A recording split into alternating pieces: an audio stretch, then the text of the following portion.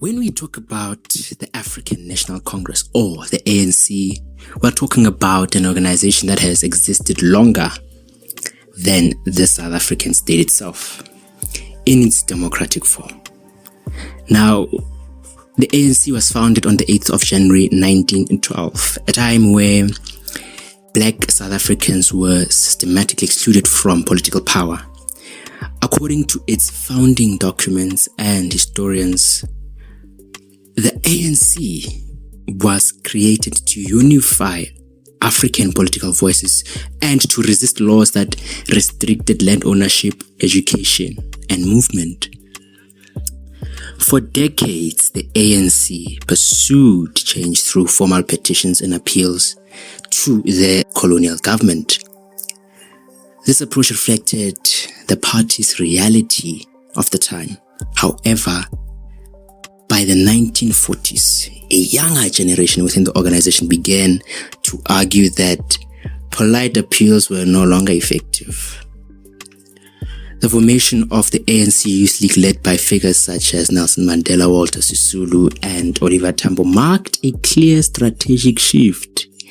Political historians agree that this moment transformed the ANC from an elite organization into a mass mobilizing movement rooted in communities, workplaces, and schools. When apartheid became official state policy in 1948, the ANC intensified its resistance.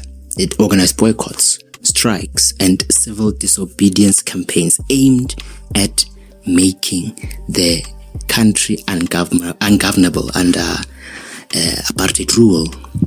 Now, this phase came into a point where, after the Sharpeville massacre on the 21st of March 1960, when police killed unarmed protesters. Now, following this event, the apartheid government banned the ANC. Evidence later presented to the Truth and Reconciliation Commission shows that this ban forced the organization underground and into exile, but it did not end resistance. Instead, it internationalized it. On the 16th of December 1961, the ANC launched the Mkhonto weSizwe. It's an armed wing. Now, during the Rivonia trial, Nelson Mandela explained that this decision followed years of violent repression against peaceful protests. The aim was not random violence, but sabotage against state infrastructure to apply pressure on the apartheid government. Now, at the same time, resistance inside of South Africa continued through trade unions, civic groups, and student movements. The Soweto uprising of 16th of June, in which students protested against Afrikaans as a medium of instruction, it became a defining moment. It drew global attention and strengthened international support for the ANC, as recorded by journalists and human rights organizations at that time. By the late 1980s, apartheid was under severe strain. Internal resistance, economic failure, or rather economic decline, and international sanctions made the system increasingly unsustainable. That is when, on the 2nd of February 1990, FW announced the unbanning of the ANC. Nelson Mandela was then released from prison on the 11th of February 1990 after 27 years. What followed were complex negotiations that reshaped South Africa's political future. These negotiations led to the country's first democratic election on the 27th of April 1994. Now, according to the IEC, the ANC won 62% of the votes, of the national vote. Nelson Mandela became president and formed a government of national unity. The priority of this government was stability. It focused on reconciliation, constitutional democracy, and rebuilding institutions that had served apartheid. Mandela consistently argued that political freedom alone was not enough. In his view, freedom had to improve people's material conditions or it would remain incomplete. Now, Thabo Mbeki became president on the 14th of June 1999. His administration pursued economic growth, fiscal discipline, and state expansion.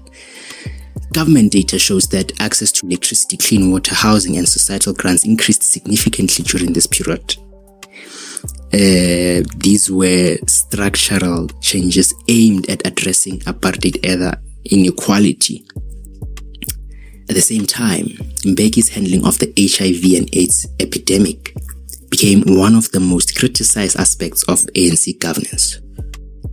Public health researchers later demonstrated that delays in treatment rollout had severe consequences, illustrating how political decisions directly affected lives. Jacob Zuma assumed office on the 9th of May 2009. During his presidency, the ANC remained electorally dominant, but governance challenges intensified. Investigations by the Public Protector and later the Zondo Commission documented extensive corruption and state capture. These findings show how private interests influence public institutions. Following that, Zuma resigned on the 14th of February 2018 under pressure from within the ANC itself. This moment revealed how internal party dynamics had become inseparable from national governance.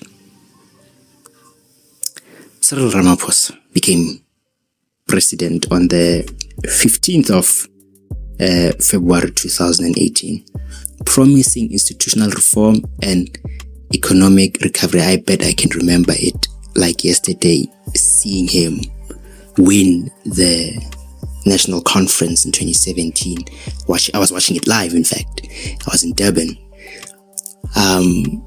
His administration prioritized anti-corruption processes and state rebuilding.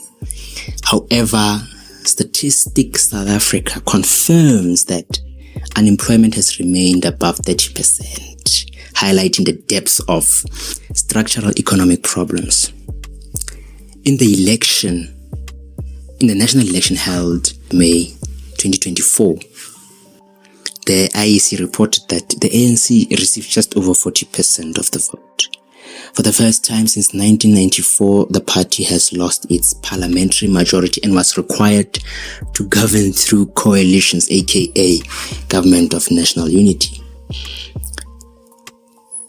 This result marked a fundamental change in South Africa's political system. Political scientists explain this shift using 4 connected factors. First of all is electoral support.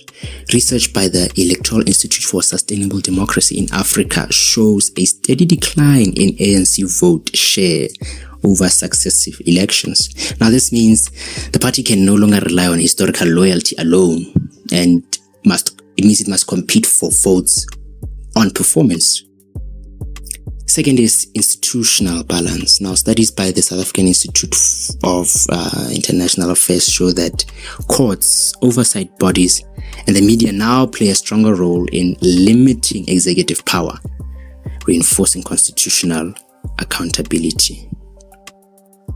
The third is public trust. Now, Afrobarometer demonstrates that younger voters in particular evaluate parties based on service delivery and employment outcomes rather than liberation history. In a nutshell. The fourth and last factor is internal organization. Scholars at the University of Witwatersrand and Stellenbosch University argue that factionalism and leadership disputes weaken the ANC's ability to govern effectively. Without internal reform, electoral decline becomes structurally embedded. Now, taking together these factors, explain where the ANC stands today. It remains a central political force shaped by its role in ending apartheid and building democracy, but at the same time, it governs a society facing inequality, unemployment, and institutional strain. The ANC's history explains how it came to power. Its present explains why that power is now contested. Understanding the journey of South Africa's African National Congress from liberation movement to governing party allows us to understand the country itself, its past, its present, and the forces shaping its future. All of it right here at SFTB Africa. Thank you so much for tuning in once again. I am the man on the mic, Seemahale. See you in the next one.